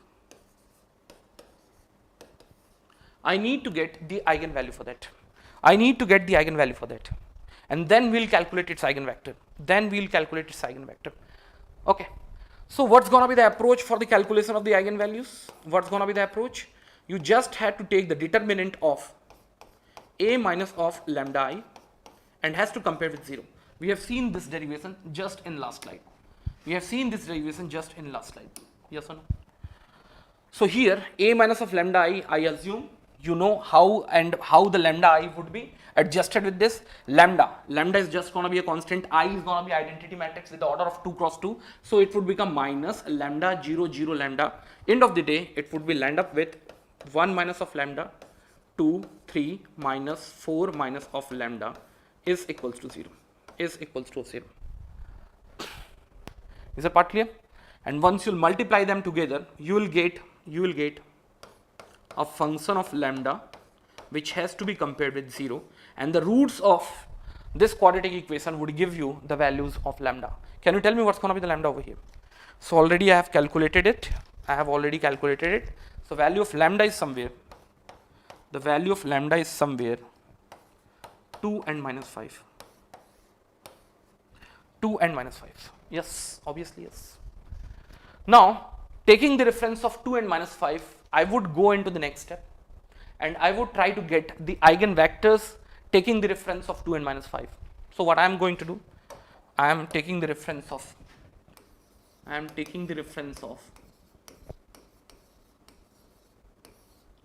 lambda is equals to of 2 and interested in calculation of eigenvector. May I know how would be the eigenvector? You have to just recall the formula. No, what it was ax minus of lambda x is equals to 0, or it simply equals to of a minus of lambda I x is equals to 0, and you are interested in the calculation of this eigenvector. So the a is clearly known to you, and similarly even lambda is also clearly known to you, and that is nothing but 2. So what we are going to do, a which is 1 2 3 minus 4 has to get subtracted with minus of 2 2i, that means in all of the principal diagonal elements the 2 would get subtracted. So I understand, at least if you are studying the crash course from me, so at least I can assume this part you guys would be able to visualize clearly. So 1 gets subtracted with 2, that will become minus 1. 2 would remain 2, 3 would remain 3, and similarly minus 4 gets subtracted with 2, that will become minus 6. Minus 6. And now may I know how many number of variables you will have in your eigenvectors? Obviously 2. Either you can write xy, either you can write x1, y1. Either you can write x1, x2, it solely depends on you. Solely depends on you. 0 and 0, nobody should confuse here. Nobody should get confused over here. Is a partly now one of the best thing, whether could you understand or not. How many number of equations you have got it? It's a minus of x1 plus of 2 times of x2 is equals to 0, and similarly 3 times of x1 minus 6 times of x2 is equals to 0. May I know how many number of effective equations you have? You just put it over the comment box. How many number of effective equations you have? How many number of effective equations you have? I want the reply from each one of you. How many number of effective equations you have? How many number of effective equations you have? Because these things are gonna be consolidated in the next class. But at least tell me how many number of effective equations you guys are having. Effective equations I am saying, I am not talking about the solutions. Effective equations.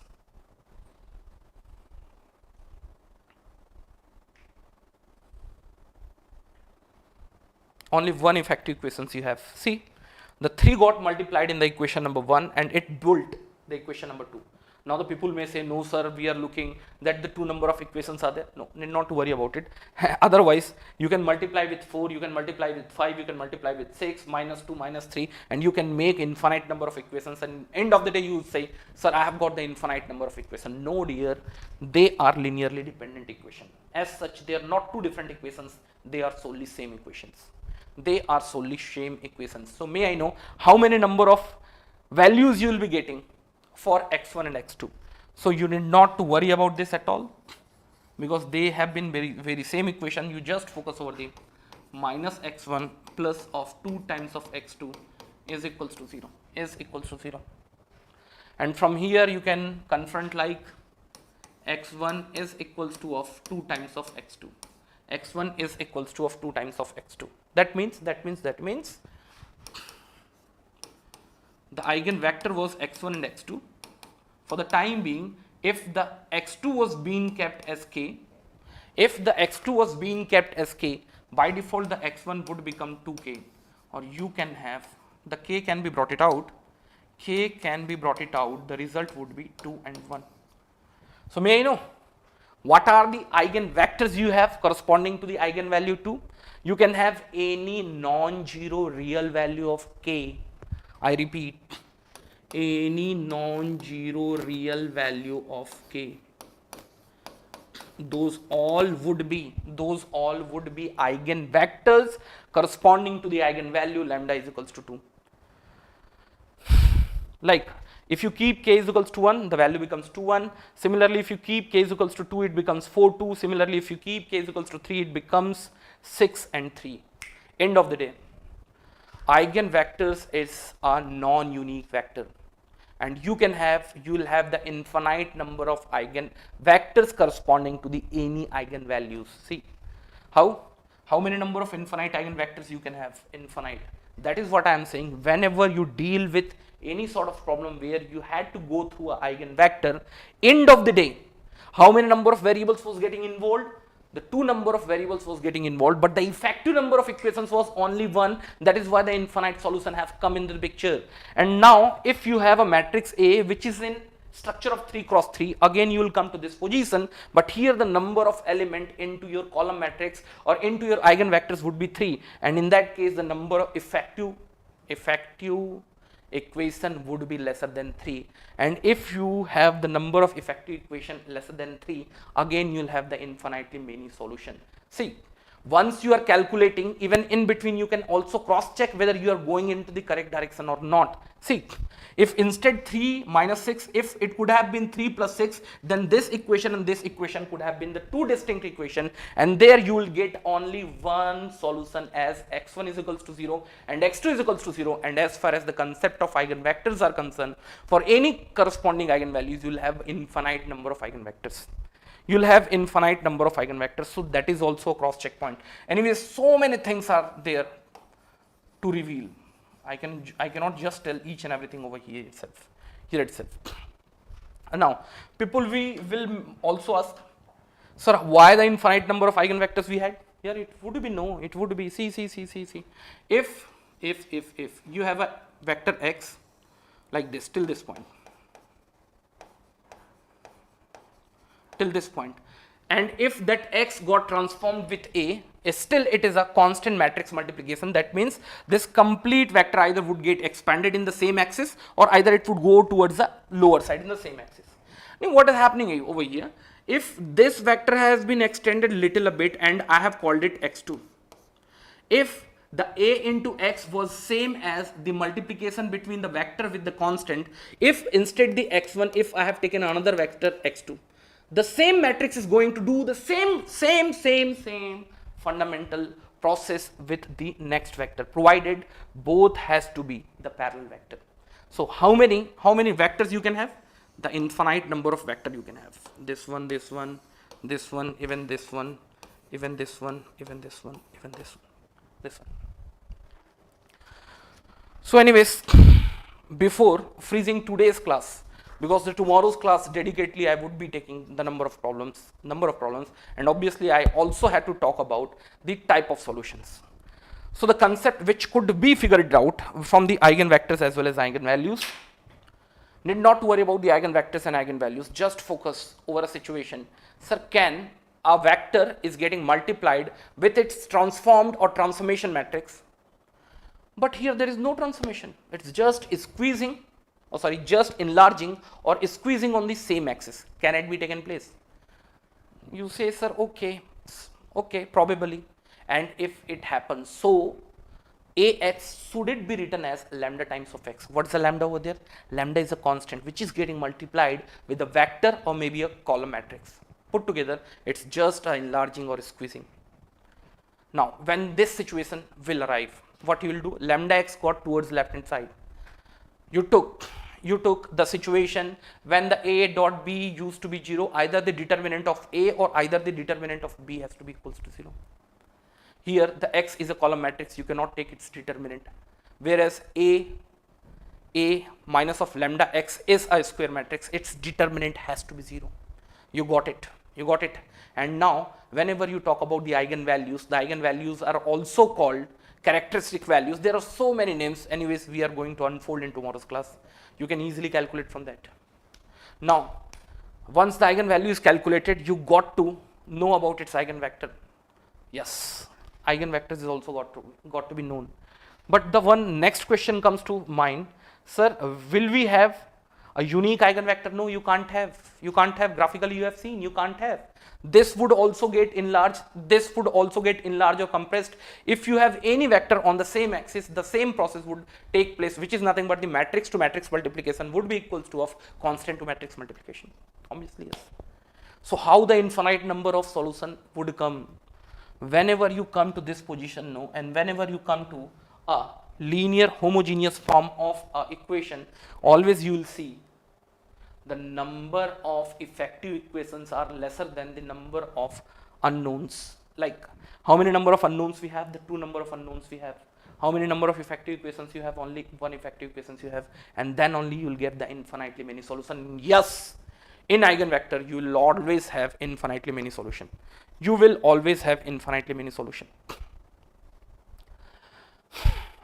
Anyways, 3 to 4 number of problems I am going to take tomorrow, and also we are going to discuss in the great detail the concept of the number of solutions with the linear equation, maybe homogeneous form or non-homogeneous form. So till then, tata, bye bye, take care. We'll meet tomorrow, and I will just tell to each and everyone, put your 100% till the gate examination. Take care.